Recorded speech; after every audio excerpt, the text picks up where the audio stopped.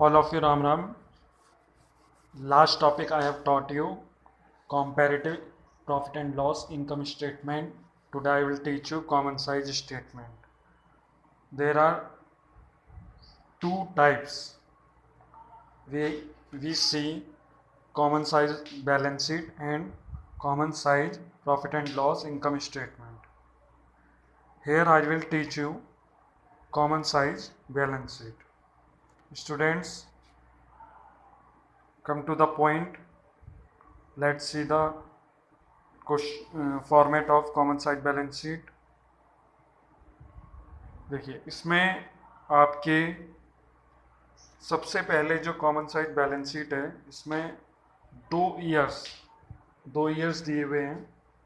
ठीक है, इसमें 1 ईयर्स का भी क्वेश्चन आ सकता है कि केवल 2012 का ही या 2011 का ही जो एब्सोल्यूट अमाउंट है वो 1 ईयर का भी आ सकता है, और उसकी परसेंटेज जो है वो भी 1 ईयर की ही निकलेगी. तो यहाँ पे हम देखेंगे कि जो एब्सोल्यूट अमाउंट है, यहाँ हम देखेंगे एब्सोल्यूट अमाउंट है. एब्सोल्यूट अमाउंट में हमें यहाँ पे जो परसेंटेज दी हुई है, देखिए परसेंटेज गिवन है, ये निकालनी होती है. अब मान लीजिए हमें 2011 दिया हुआ है क्वेश्चन में, तो हम 2011 की ही परसेंटेज निकालेंगे. ठीक है स्टूडेंट्स, तो यहाँ पे आपको ध्यान रखना है, अगर हमें दोनों दिए हुए हैं तो हम दोनों की निकालेंगे, परसेंटेज सॉल्व करेंगे. अब इसे सॉल्व कैसे करेंगे? देखिए, सबसे पहले हमें क्वेश्चन में ये देखना होता है कि जो बैलेंस शीट है, बैलेंस शीट जो है वो उसमें जो अमाउंट है, बैलेंस शीट जो है उसमें जो अमाउंट है वो कौन कौन सी ईयर की दी हुई है. अगर दोनों ईयर की दी हुई है तो दोनों ईयर की परसेंटेज कैलकुलेट करेंगे. अगर एक ईयर की दी हुई है तो एक ईयर की कैलकुलेट करेंगे. ठीक है. नेक्स्ट, इसमें हम जो बैलेंस शीट है इसमें हम देखेंगे कि अगर हमें आइटम जो हैं वो बिखरे हुए दिए हुए हैं. ठीक है, जैसे आपको ट्रेड पेबल दे रखा है, ठीक है, फिर दे रखा है फिक्स एसेट्स, फिर दे रखा है इन्वेंट्री, फिर दे रखा है शेयर कैपिटल. तो उसे सबसे पहले बैलेंस शीट की फॉर्म में लिखेंगे. किस में लिखेंगे? बैलेंस शीट की फॉर्म में.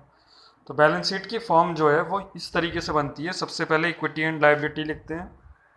ठीक है, तो जितनी भी लायबिलिटी है वो क्या हम लिखेंगे? अप साइड लिखेंगे, और जितनी भी एसेट्स हैं वो हम डाउन साइड लिखेंगे. 11th क्लास में आपने पढ़ा था, जो लायबिलिटी साइड होती है वो होती है लेफ्ट साइड, और जो एसेट साइड होती है वो होती है राइट साइड. बट यहाँ पे अप साइड और डाउन साइड है. ठीक है, तो यहाँ पे हमें बैलेंस शीट में ध्यान रखना है, जो कंपनी का बैलेंस शीट फॉर्मेट होता है वो इस तरीके का होता है. ठीक है, तो यहाँ पे हम देखेंगे सबसे पहले इसमें शेयर होल्डर फंड्स दे रखा है. शेयर होल्डर फंड्स में आपको इसे बोलते हैं इक्विटी एंड, देखिए जो फर्स्ट वाला है इक्विटी एंड लायबिलिटी और एसेट्स, इनको हम बोलते हैं मेजर हेड. क्या बोलते हैं? Major head. ठीक है, इनके अंदर क्या होते हैं? हेड्स होते हैं. इनके अंदर क्या होते हैं? हेड्स होते हैं. जैसे हेड्स हमारे दिए हुए हैं, ये share holder fund, non current liability, current liability, non current assets, current assets, ये क्या है? हमारे हेड्स. ठीक है, तो ये हेड्स दिए होते हैं. हेड्स के अंदर होते हैं आइटम. हेड्स के अंदर क्या होते हैं? आइटम. जैसे हम देखेंगे ट्रेड पेबल, हमने देखा ट्रेड पेबल को अगर क्वेश्चन में गिवन है, अगर क्वेश्चन में क्या है? गिवन है, तो उसे हम करंट लायबिलिटी के अंदर डालेंगे. कैसे? अभी मैं आपको क्वेश्चन दिखाता हूँ.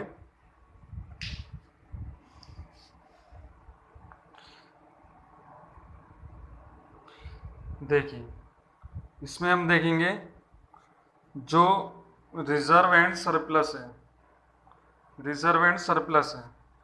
इससे हम देखिए रिजर्व क्या होते हैं? लायबिलिटीज होते हैं. हम ये 11th क्लास में पढ़ा था. रिजर्व्स क्या होते हैं? लायबिलिटी. अब इसे हम लायबिलिटी में कौन सी लायबिलिटी? अभी हमने देखा था कि एक शेयर होल्डर फंड था, एक करंट लायबिलिटी था, एक नॉन करंट लायबिलिटी था. तो रिजर्व एंड सरप्लस कौन सी लाइबिलिटी में जाएगा, यानी एक तो मेजर हेड हो गया इक्विटी एंड लाइबिलिटी। अब तुम उसमें देखो उसके अंदर भी उन्होंने हेडिंग दे रखी है, ठीक है। कौन कौन सी हेडिंग दे रखी थी, शेयर होल्डर फंड्स दिया हुआ था, ठीक है। अब ये रिजर्व एंड, यहाँ बात करते हैं रिजर्व एंड सरप्लस की। वो उन रिजर्व एंड सरप्लस है, मैं फिर आपको फॉर्मेट पे ले जा रहा हूँ जहाँ 3 हेडिंग थी, share holder fund, non current liability और करंट लाइबिलिटी। Let's see.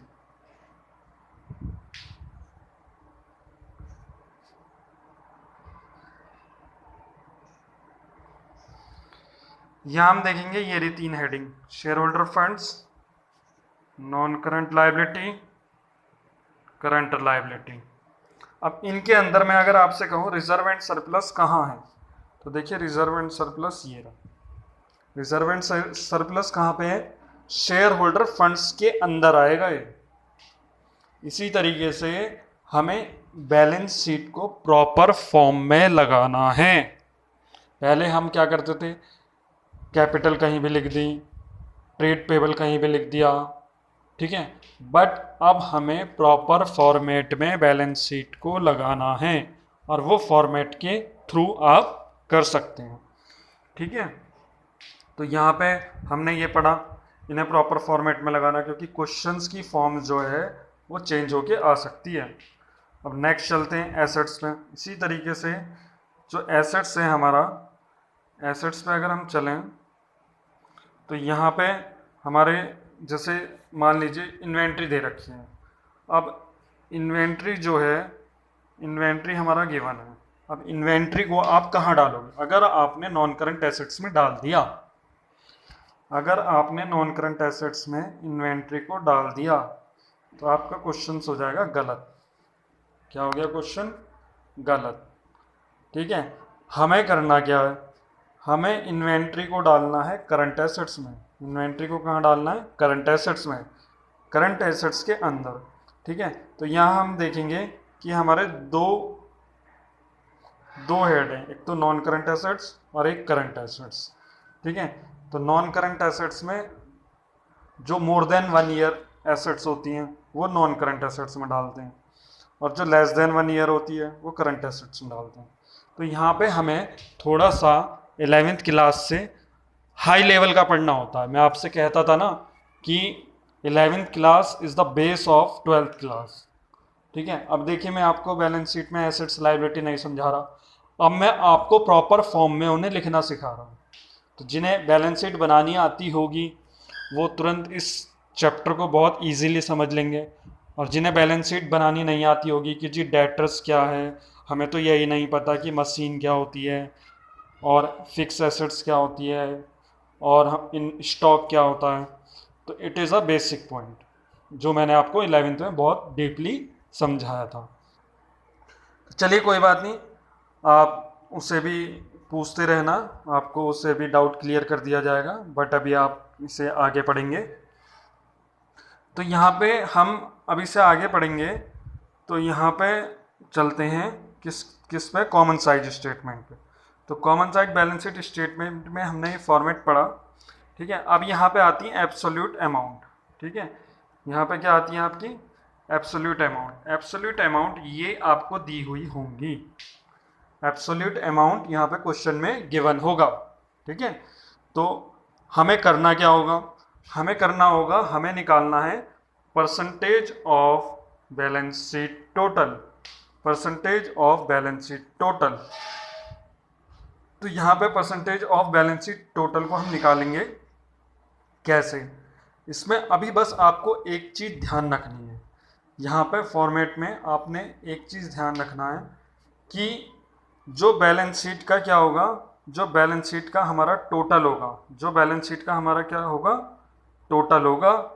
जैसे कि यहाँ दे रखा है, हम देखेंगे कि ये लाइबिलिटी है, लाइबिलिटी की लाइन अंडरलाइन कर रखी है देखिए, और अंडरलाइन पे यहाँ 2 डिजिट दी हुई हैं 100 और 100, इससे हम एज्यूम कर लेते हैं। टोटल को हम क्या करते हैं, एज्यूम कर लेते हैं, वहाँ पे पहले ही हम 100 लिख देंगे। After that we will see in asset sides, we will see in asset sides also in total,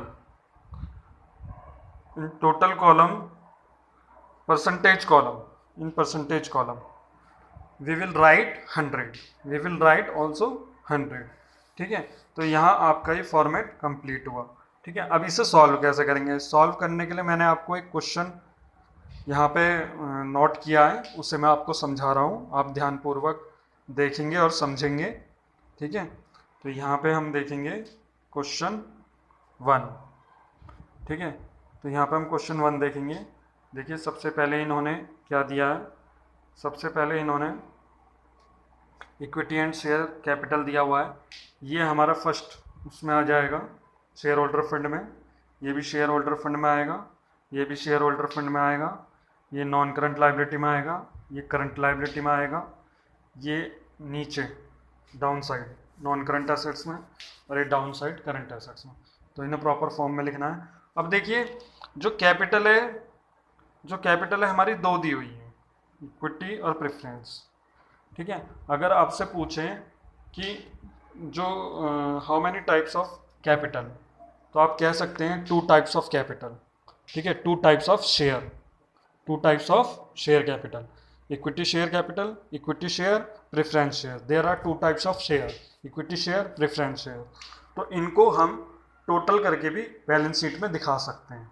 ठीक है, जो इनकी अमाउंट होगी यहाँ पे, जैसे ये है आपकी, यहाँ पे अमाउंट दे रखी है, कितनी दे रखी है 16 और 2, और यहाँ पे भी दे रखी है 16 और 2।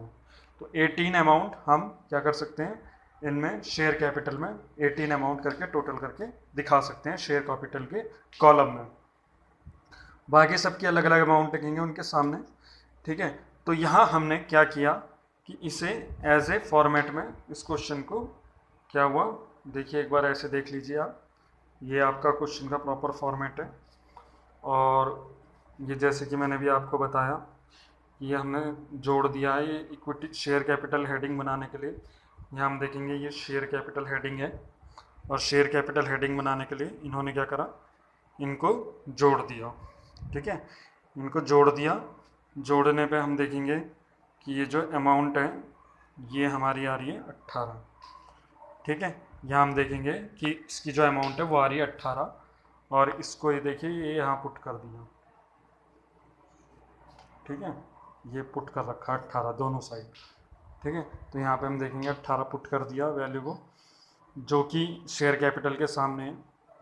अब यहाँ पे हम देखेंगे कि यहाँ पे हमने जो ऊपर क्वेश्चन था उनको प्रॉपर फॉर्मेट में लिख दिया, और जो उनकी अमाउंट थी वो एज इट इज़ ऐसे ही लिख दी। ये लाइबिलिटी साइड की हैं, ठीक है, ये लाइबिलिटी साइड की हैं और ये एसेट साइड की हैं, दोनों के लिख दिया। और देखो टोटल जो है दोनों का सेम आना चाहिए, 40 और 40।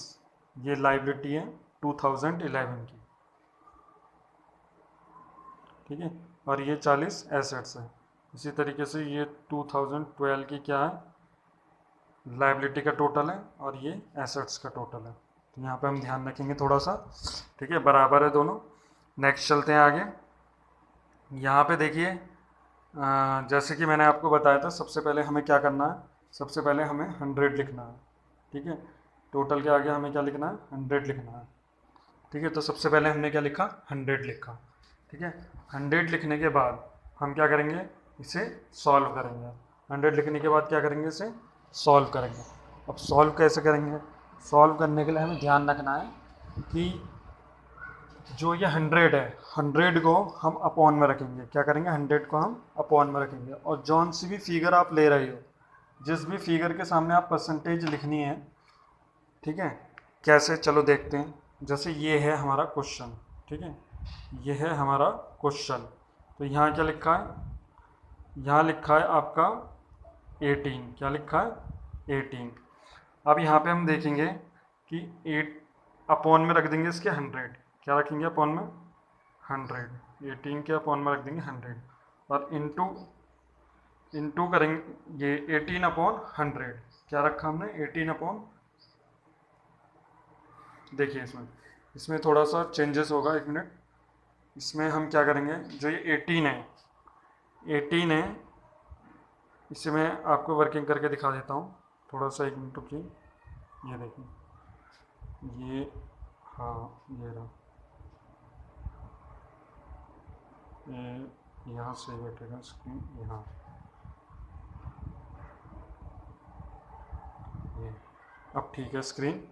यहाँ पे अब हमने क्या करा, थोड़ा सा अब ध्यान से देखेंगे, ये क्या था 18 अपॉन इसका जो बैलेंस शीट का टोटल है, बैलेंस शीट का टोटल लाइबिलिटी में क्या दे रखा है 45, कितना दे रखा है 45, ठीक है। और इंटू कर देंगे 100, क्या कर देंगे 100 से मल्टीप्लाई कर देंगे। तो अब 100 से मल्टीप्लाई करोगे आप, इसे करके देखेंगे, देखो कितना आएगा। यहाँ पे हमने किया सबसे पहले 5 से काटेंगे, 5 9 जा 45, 5 2 जा 10 0, ठीक है। फिर इसके बाद 9 2 जा 18, कितना आ गया 40, कितना आ गया 40, और यहाँ 40 आ गया। अब देखेंगे जो 18 के सामने 2012 की 40 दे रखा है हमसे, दिया हुआ है, हाँ। तो इस तरीके से हम करेंगे। अब दूसरा हम देखते हैं, दूसरा इसमें जो है 5.40 दे रखा है, 5.40, ठीक है, अपॉन 45 इंटू 100। इसे अगर हम सॉल्व करेंगे तो यहाँ पे हमारा कितना आएगा, यहाँ पे जो आएगा हमारा आएगा 12, कितना आएगा 12, जो कि ये फिगर ये दे रखी है 40 के नीचे 12, ठीक है। इसी तरीके से हम 14.40 डिवाइड बाई 45 इंटू करेंगे 100 से, आएगा 32। इसी तरीके से 7.20 डिवाइड बाई 45 इंटू करेंगे 100 से, आएगी आपकी ये दिस अमाउंट, ठीक है। इसी तरीके से अब हम बात करते हैं कुछ 2011 की, किसकी बात करते हैं 2011 की। 2011 में हम देखेंगे कि यहाँ पे जो 18 है, यहाँ जो 18 है इसको डिवाइड करेंगे हम 40 से, सभी अमाउंट को हम टोटल से डिवाइड करेंगे, सभी अमाउंट को हम उसकी जो नीचे की फिगर होगी, नीचे की टोटल फिगर होगी उससे डिवाइड करेंगे और इनटू करेंगे 100। 18 डिवाइड बाई 40 चेक करते हैं, 18 डिवाइड बाई 40 इंटू 100, 0 से 0 गया, 2 2 जा 4, 2 5 जा 10, 2 9 जा 9 इंटू 5 45, कितना आया 45, 9 5 जा 45। तो यहाँ हम देखेंगे कि हमने 18 को डिवाइड किया 40 से, इंटू किया 100 से, तो 45 आ गया। इसी तरीके से हम 4 को डिवाइड करेंगे 40 से, इंटू करेंगे 100 से, 10 आएगा। इसी तरीके से हम 14 को डिवाइड करेंगे 40 से, इंटू करेंगे 100 से, तो 35 आएगा। इसी तरीके से 4 को डिवाइड करेंगे 40 से, इंटू करेंगे 100 से, तो 10 आएगा, ठीक है। तो ये आपको समझ में आया होगा आई थिंक। इसी तरीके से हमारा जो एसेट्स हैं, एसेट साइड्स पर आ जाओ। एसेट्स में हमारे दो चीज़ दिए हुए हैं, यहाँ हम देखेंगे कि जो अमाउंट है 30.60 को डिवाइड करेंगे 45 से, इंटू करेंगे 100 से, 68 आएगा। 14.40 को डिवाइड करेंगे 45 से, इंटू करेंगे 100 से, 32 आएगा। और यहाँ पे हम देखेंगे 2000 नेक्स्ट ईयर का, तो यहाँ पे हम देखेंगे 28 को हम डिवाइड करेंगे 40 से, इंटू करेंगे 100 से, 70 आएगा। 12 को डिवाइड करेंगे हम 40 से, इंटू करेंगे 100 से, तो क्या आएगा 30 आएगा। इंटू करेंगे 100 से, तो सॉल्व करेंगे तो यहाँ 30 आएगा, ठीक है। तो ये आपका कॉमन साइज स्टेटमेंट था, ठीक है। ये आपका पूरा क्वेश्चन है, आंसर भी दिया हुआ है, और मैं इसके आपको प्रिंट भी भेज दूंगा व्हाट्सएप पे, ठीक है स्टूडेंट्स। तो ये आपको समझ में आया होगा, तो इसे आप नोट डाउन करेंगे फेयर नोटबुक में। तो इसमें जो कोई भी डाउट होगा आपको, आप मुझसे पूछेंगे, इसके बाद मैं आपको क्वेश्चन दूंगा, ठीक है स्टूडेंट्स। Okay, thank you.